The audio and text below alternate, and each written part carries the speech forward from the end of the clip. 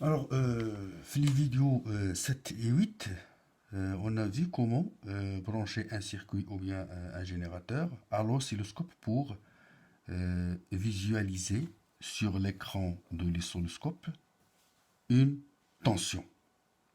Alors, on va voir maintenant sur un schéma comment on va représenter, si vous voulez, ce branchement d'une façon simple, d'accord, pour visualiser cette tension. Et on va donner par exemple. On va donner un exemple ici. Donc on va brancher ce circuit à l'oscilloscope de façon à ce, pour visualiser cette tension U. U, par exemple, ici A, ici B. Donc U, A, B. Alors, à deux, ce sont des fils de connexion.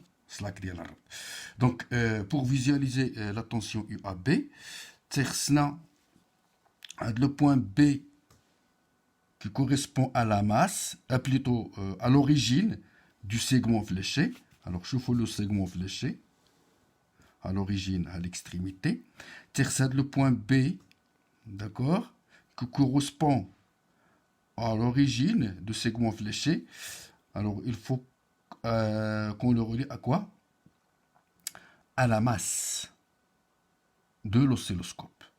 Alors, pour représenter ça facilement, on fait. Donc, la masse, elle est représentée par ce symbole. Masse. M. Donc, souvent, le potentiel en ce point est égal à 0. Et ce point du circuit, hein, on va le relier à quoi? À l'une des voies de l'oscilloscope, c'est-à-dire à la voie X ou bien à la voie Y. Alors, باش غادي نقول بان هذا البوان هذا غادي ندير لا فوا Y كنديرها كوا une flèche وغادي ندير voie par exemple X. Alors, الله يرضي عليكم, dans le cas général, ملي كنبغي نعاين une tension qui est représentée par un segment fléché, ياك ياك دائما هذا كيمشي, هاد l'origine كيمشي لا ماس l'oscilloscope, وهذا كيمشي لاش l'une des voies. Alors, si par exemple on a visualisé sur l'oscilloscope à de la tension, donc voilà, si vous voulez, c'est la tension visualisée, hein, en rouge.